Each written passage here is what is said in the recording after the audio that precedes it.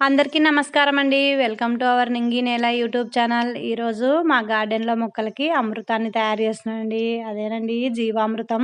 మొక్కలకి ఎంతో బలాన్నిస్తుందండి ఇది. దీనికి కావాల్సింది ఆవు పేడ అండి. ఆవు పేడ లేకపోతే ఒకవేళ బర్రె పేడనైనా ఉపయోగించుకోవచ్చు. ఇక్కడ నేను బర్రె పేడనే ఉపయోగించి చూపిస్తున్నాను. ఆవు పేడ దొరికితే వాడుకోండి. ఇది 1 కేజీ పేడంత అయిందండి. 1 కేజీ పేడకి ఒక పిరికెడంతా పుట్టమన్నండి. ఒకవేళ పుట్టమన్ను లేకపోతే మన గార్డెన్‌లో ఉన్నటువంటి సారవంతమైన మట్టిని ఒక పిరికెడు తీసుకోండి. అలాగే కేజీకి ఒక 100 గ్రాములు బెల్లము, ఒక 100 గ్రాములు శనగపిండి. ఇవి 2. నెక్స్ట్ వచ్చేసి గోపంచకం అండి. ఆవు పంచకము చాలా పాతదై ఉండాలండి. కనీసం 6 నెలల తర్వాతదే వాడాలి. ఫ్రెష్‌దైతే అస్సలు వాడకండి. చాలా హీట్ ఉంటుంది. కాబట్టి వాడకూడదు. 6 నెలల నుంచి సంవత్సరం, 2 సంవత్సరాలదైనా పర్వాలేదు. ఇప్పుడు ఈ పేడలోకి మట్టిని వేసాం కదండీ ఒక పిరికెడు. ఇప్పుడు బెల్లము, శనగపిండి వేసేస్తున్నాను. అలాగే గోమూత్రం కూడా.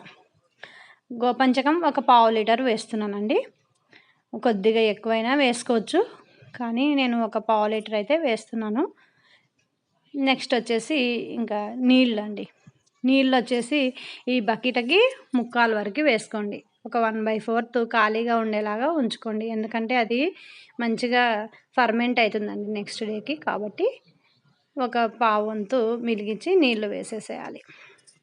ఇలా నీళ్ళు వేసిన తర్వాత ఒక కర్ర సహాయంతో కానీ లేదంటే ఒక పైప్ అయినా పర్వాలేదండి. ప్లాస్టిక్ పైప్ అయినా పర్వాలేదు.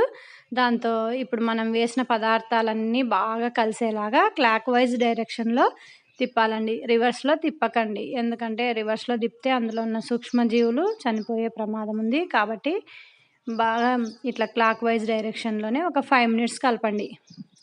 ఇవన్నీ బాగా కలసాలండి. పేడ, గోమూత్రము, శనగపిండి, బెల్లము, నీళ్ళు అన్నీ బాగా కలిసిన తర్వాత మూత పెట్టేసి నెక్స్ట్ డే కూడా ఇలాగే కలపాలండి. డైలీ 2 టైమ్స్ కలపాలండి. ఉదయం, సాయంత్రము. ఒకవేళ వీలు కాకపోతే ఒక్కసారైనా కలపాలి. ఖచ్చితంగా అయితే కలపాలి.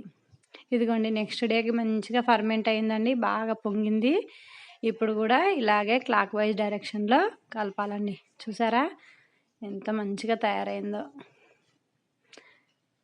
ఇప్పుడు ఒక 5 మినిట్స్ ఇలాగే క్లాక్ వైజ్ డైరెక్షన్‌లో కలపాలండి.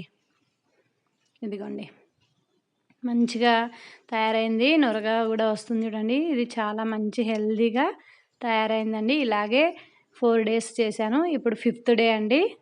ఇదిగోండి ఇది 5th డే వాడుకోవచ్చండి. 5వ రోజు నుంచి మనం 12 రోజుల వరకు దీన్ని వాడొచ్చు.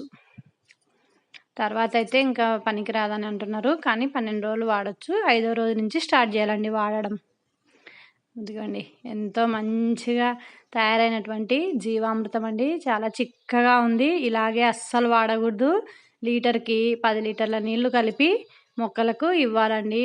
లేకపోతే మొక్కలు చనిపోతాయి ఇలాగే ఇస్తే. ఇంత చిక్కగా అస్సలు ఇవ్వకూడదండి మొక్కలకు.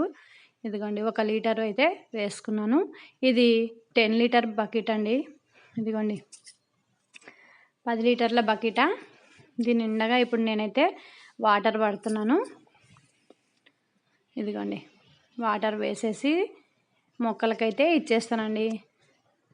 జీవామృతం అయితే తయారీ విధానాన్ని చూశారు కదండి. మీరు కూడా మీ మొక్కలకి జీవామృతం తయారు చేసుకోండి.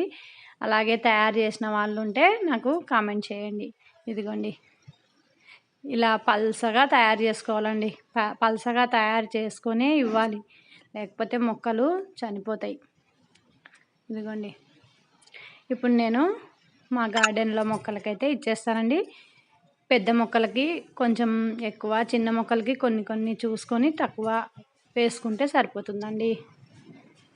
ఇదిగోండి బెండ మొక్కలకైతే ఇస్తున్నానండి. Thank you for watching.